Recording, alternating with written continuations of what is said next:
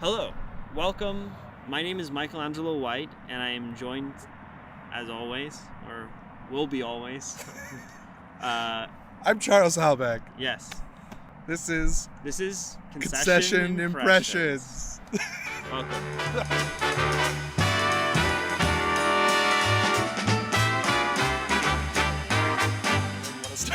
Well, okay. So I feel like since we're not at this current stage in our careers invited to early access screenings Yeah. as reviewers or whatever, we should just say that these are going to be spoiler heavy Yeah, but because they're going to come out pretty much at the same time of the movie anyway. So don't watch until after you've seen the movie. or if you want to know our opinion on if you should go see this movie, I'll just start. I think it was great. I liked it a lot. It's a good time. It's definitely a good time, and I think I liked it a lot. I'm not a big horror fan. I'm not sure if I ever told you this. I like horror, but I'm using air quotes because, like, my favorite horror film is like John Carpenter's The Thing, and it's not really it's like somewhat scary, but it's not. I wouldn't say like it's a horror in terms of like modern horror. It's a creature film. Yeah, and I think this one was less scary, if not the same amount of scary as Get Out, which I think was not also that scary. I think if someone wants to watch a horror film, then I'm like, oh, you should watch Get Out. Yeah, I feel like Get Out's like almost more of a drama than a horror at times. Like, it's obviously a comedy as well, but like, I think it rides the horror genre less so than like it's not a straightforward horror. It's more of a like social horror, drama, comedy, thriller. More of a thriller. Yeah, I definitely would say it leans more on the thriller. Yeah, and so did this one. Yes, yeah. Sorry, see, that's the thing. I thought you were talking about this film actually because I was talking about Get Out. Yeah, well, just to clarify, they're very similar in terms of like genre-wise. I mean, story and we'll get into it, but yeah, I think it was a good time, and that's the non-spoiler review. I'd say hit pause there and hit play after you watch the film. So now that you're back and you've finished watching the film, so Chase, what did you immediate impressions? We should give like a short summary. Like summary, I think. Yeah. Should we? Yeah. Okay. How would you summarize the film? A group of a group of Hollywood exiles of sorts. Wow, I would not even take that approach at all. I was gonna say, well, they're all Hollywood people. A family of ranchers discover aliens, and they're trying to make money off of getting them on film. Yes, that's the to save their farm, horse training ranch business. There we go, and farm. I'm not really, as you can tell, I'm a city boy, and I don't know the difference between a farm and a ranch. I'm from the Midwest, so. So yeah, I mean, so they trying to save the ranch to get a picture, or the aliens on film or a picture of them, and that's the premise. And then like chaos ensues. So yeah. Chaos ensues. People die. Gory stuff. Not super It's not gory. super gory. I actually think the trailer. Well, no, the trailer didn't reveal the most gory aspects, but the trailer, I feel like, made it seem like it was going to be a lot more of a like straightforward horror than a thriller. I think so too, and I think mainly because the trailer showed a lot of showed actually the worst in some ways scenes, like the raining blood and like a lot of the creepy like night scenes and stuff like that. It leaned heavily on the creepy moments. Yeah, and I think I was like, wait, after watching it, I'm like, those scenes were actually kind of like the scariest scenes. Besides like that first scene when the three alien kids creeping into the farm. Yeah. That was a little creepy. That kind of creeped me out. I knew that they were fake and it was going to be like a joke, but it was still creepy nonetheless. It was creepy. It was well done. I loved the the timing of it. See, that's the thing about Jordan Peele is he knows how to time things well for comedy, and also horror needs timing as well. And so he has that on lock. Yeah, I mean, all of his films thus far show that too, right? Even Us and Get Out. Yeah, he balances horror and comedy. So this movie, we also watched it in IMAX. Yes. What do you think of the IMAX aspect of it? Should people watch it in IMAX? Should people just watch it standard? I think IMAX helps a lot, especially for the alien abduction type scenes, which were specifically in like full IMAX resolution, which I thought was an interesting. You like can't look away because it could be coming at any angle. Yeah. And it fills your whole vision, and that's what IMAX is supposed to do. That's why it's called IMAX. Oh, interesting. I didn't even make that connection. Wait, so, okay, did you find yourself, like, in those scenes when the alien's around and it goes full screen, I was, like, even turning my head to look in the corners because I felt like, oh, it's going to come out of one of these corners, and I wanted to prepare myself. And I was, like, kept looking around the entire movie theater almost as if it's going to pop out and scare me, which was kind of fun, I think, in IMAX to do. This movie makes you terrified of clouds. Yeah, right? Now I'm going to look at clouds, and if one's not moving, then we're going to run away or something. Exactly. Can we talk about the alien for a second? Because the alien was so unique, actually, compared to what a lot of other alien spaceship abduction kind of movies have done in the past. Yeah. Because instead of this, I don't know if you want to reveal it. It's like an octopus. It's like a space octopus. It's like a space floating octopus. Like from Star Wars or something. Yeah, kind of. Well, Star Wars have space whales, but yeah, I don't know if they have space octopi. So it kind of reminded me of the I can't remember what it's called, the cloud beast in the Fantastic Beasts movies, but it looks like a floating bag underwater.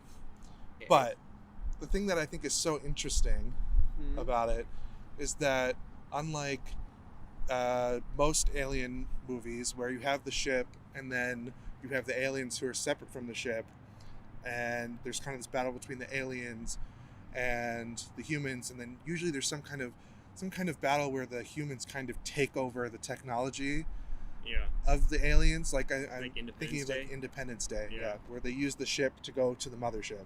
Yeah. Or think of like Close Encounters of the Third Kind, where there's just interacting with this future advanced technology. That's not what this is about at all. There's almost no like future advanced technology. It's just an animal. The ship is an animal. Yeah, which I actually thought during the movie, like that's a really I feel like I've never seen. I don't know if it's been done before or not, but I've never seen an alien movie where the ship itself is like a creature, which I think is a really cool take on it. I do like it.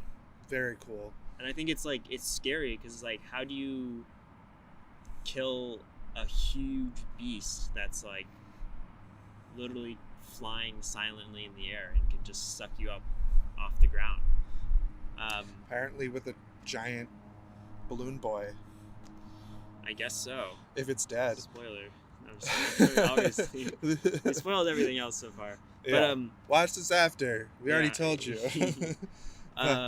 Yeah, no, but okay, that was actually, it was cool, but I will say that it was maybe one of the biggest flaws in the movie as well, in terms of like it didn't make sense a little bit, because in every other scene where like the alien, where people look at the alien, there's like the whole idea of like, oh, don't look a predator in the eye, it'll attack you.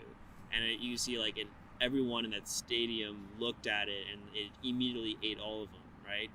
But how come like at the end when the brother and sister were like taking turns looking at it? So they were polar opposites.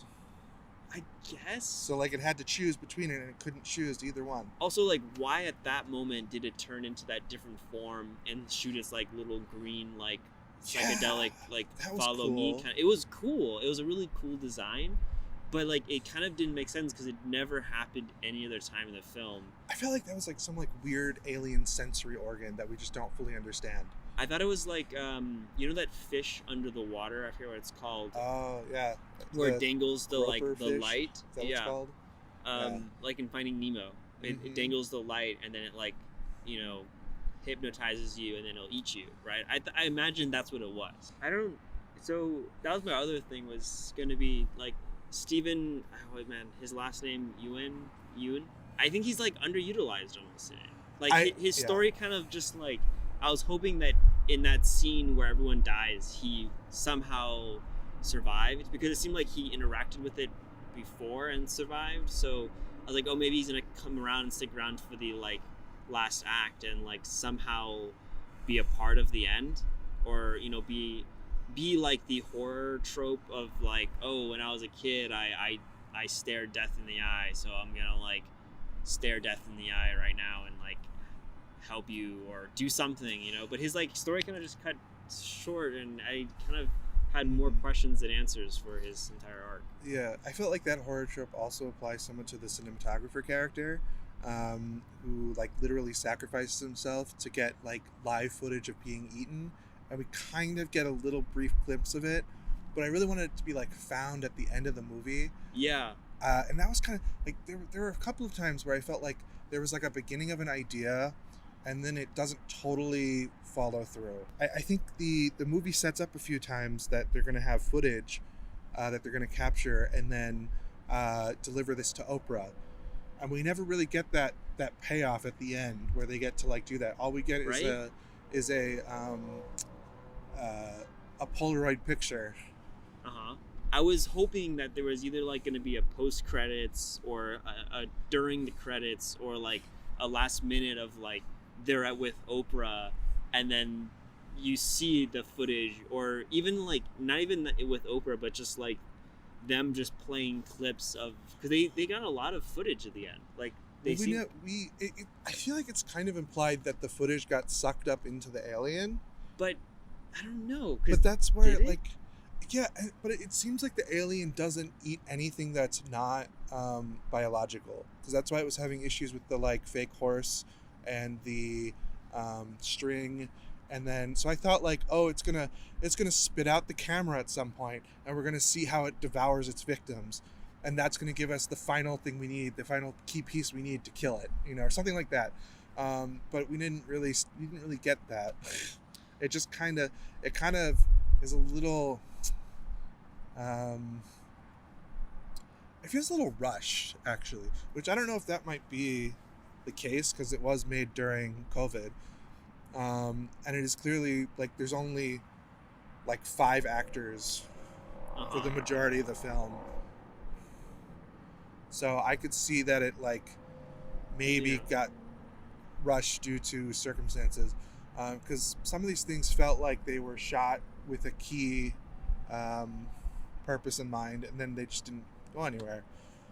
But the main thing, though, the thing that this film absolutely delivers on is making this like alien presence very threatening and very like scary in a way that it's thrilling. Yeah, because it feels like you're just being hunted the entire time. Which is, yeah, I did like it, but I really enjoyed it, and I think it was a good film overall. I think so as well. I think it was pretty good. I think it's not what you would expect from a Jordan Peele film if you expect something like vaguely more political. Yes, I was going to say you were wrong. That before watching this film, you were saying that it was not going to be an alien, but that was my theory. That was my guess. It was going to be some kind of like government thing, and it was going to be talking and have some kind of moral kind of like government kind of like message kind of about it, kind of like his other films have somewhat of like a deeper meaning behind it. I think this movie didn't really have a deeper meaning. This one's just a crowd pleaser. Yeah, and I think it's a popcorn flick. So I have one thing before we get to rating it. Do you think this is going to be a franchise? Because that's what I kept hearing people talk about. Is people were like, "This is Get Out," or this is Jordan Peele's franchise like Jaws. It's going to be 5 of them, and there's going to be like, you know, the next one's going to have like the aliens coming back or something, and then these same characters dealing with it or something. I don't know. No, I don't think that. Nope would be my answer to Nope. that one. I don't think so. Because they've literally built the set as a permanent. Oh, that's backdrop. True. It was just funny On the because back lot. we're at Universal Studios, like Right now. right now. That's where we watched the film, and there is currently a like you can walk through the set because they built it here on the back lot in Specifically, Hollywood. Jupiter's Claim. Yes. The ranch that Stephen Yeun's character owns. Yeah. Which is based off, I guess, a show that he was a part of. It's definitely drawing from a very strong Hollywood tradition, is what we're saying. I think it somewhat fails, if you can even call it that. I just think it's not interested in that on character development, because it doesn't really have very much, and it doesn't really set up the characters in that interesting of a way. They're just kind of character tropes almost, but they are acted wonderfully. Yeah. And even that, just like I would say, even like Jurassic Park or something, where I feel like I don't think there's a huge character development with a lot of the characters, but I think they're done well, and at the end of the day, you would still enjoy it. Like, you would rewatch Jurassic Park, and you would still really enjoy the movie. I think you could rewatch this film, and you would still enjoy it for... It nails the thriller. Yeah, it would be a great thriller movie to come back to. Which are the best movies on rewatch. Yeah, sure. It is. This is just a true fact. Okay. Thrillers are one of the few movies that I think, because I'm not a big movie rewatcher, which is terrible for me to say, I know, but like, I have to really like the movie for it to be enjoyable to rewatch, because I usually kind of just remember everything. But the Lucky. I don't remember everything. My movie memory is pretty decent, but the thrillers are the ones where it just like takes over, because my focus is drawn specifically on like a primal instinct, and so even if it's like a shitty thriller, I can still enjoy it immensely. And I'm not saying that this is a shitty thriller. It's not. This is a great thriller. But like, even shitty thrillers, I can enjoy on rewatch. Yeah, I think it's a great film. I think it has rewatchability. I don't know if it's like mind-blowingly gonna be winning like tons of Oscars, or I don't think so either. Winning maybe a lot technical, of accolades, but I don't even know if technical ones will win, really. Maybe like acting or supporting, I don't know, but like maybe like original screenplay. possibly, but like I don't know. It's kind of like that's gonna be like I would be surprised if it won a lot of stuff. So then, wrapping up, then the show is called Concession Impressions. Tentatively, maybe we'll change it. I don't know, but I think so far it's gonna be Concession Impressions. We're gonna rank it from 1 out of 4 concessions. Concession snacks. So going from the worst concession snack to the best concession snack. The worst being, I kind of forgot actually what the Raisinettes. Raisinettes was the worst.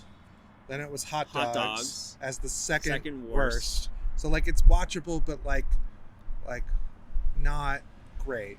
Hot dogs are good. I will say I do like a hot dog, especially in a movie, but I would say that They're just not satisfying. Yeah, I would finish the hot dog by the time the previews are done, and the movie I'm just like left snackless. Mm-hmm. And I think that's what it is. It's like a little bit better than Raisinettes, but it's still it doesn't really do much for the rest of the film. You know, it doesn't really do much. The next one, the second best, is popcorn. Which this might be the most controversial pick for us, because we did some research and a lot of people rank popcorn as the best movie food, and we understand why. Yeah, I mean, but it's go-to. It's a classic. Exactly. And it's versatile. It's an overall like a good popcorn. I mean, a good snack. It's a good movie theater snack. Popcorn's great. It keeps you entertained the whole time. You can eat it throughout the whole film. Exactly. Share it with friends and family. It never disappoints, Add but flavors. it never really amazes either. Yeah. It's like people can just be like, don't really need popcorn. If it's an event, I love popcorn. But it's no match for the best snack, peanut M&Ms. Peanut M&Ms, by far, are the prime theater snack, and I will have no disagreements.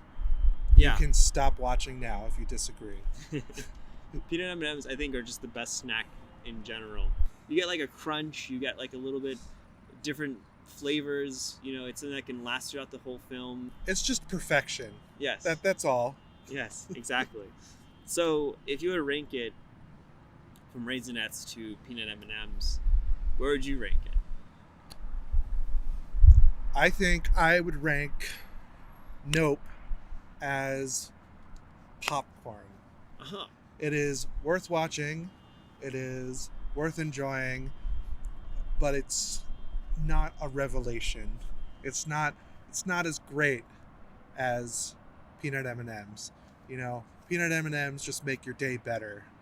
Interesting. I don't know if this rocked my world like a peanut M&M. You know what? I'm gonna this could get real sexual. Okay. I'm gonna have to disagree with you though. I actually would rank this a peanut M&M. Interesting.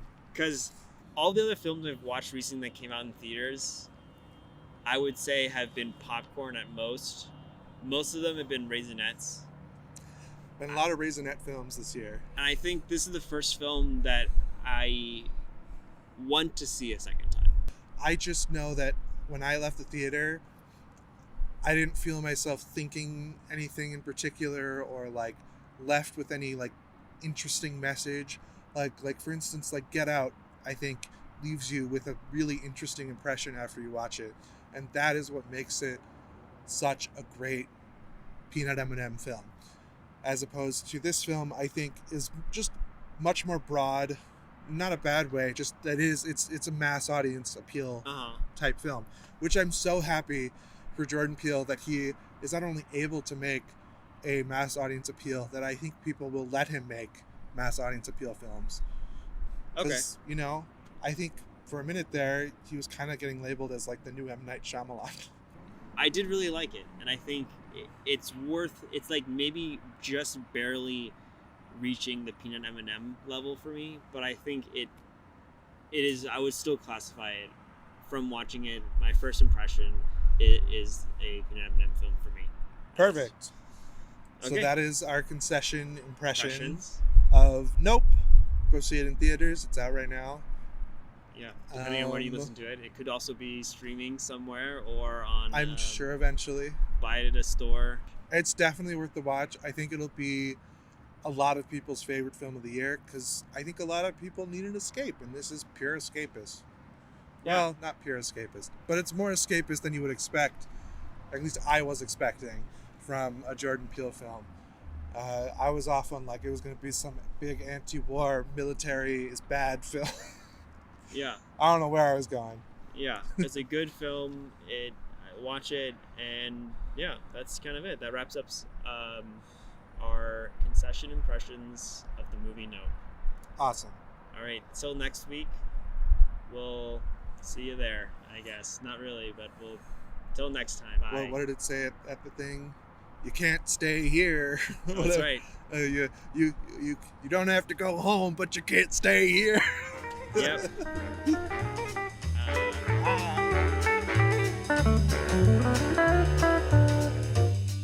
Thanks for listening to Concession Impressions. The show is hosted and produced by Charles Helbeck and myself, Michelangelo White. This episode's intro and outro was created by Joe Part. The show's logo was done by the fabulous Yumi White, and the editing for this episode was done by myself. Also, the fish I was talking about earlier in the episode is called an anglerfish, just in case anyone's wondering. Well, anyways, that's all for today. Catch you on the next one.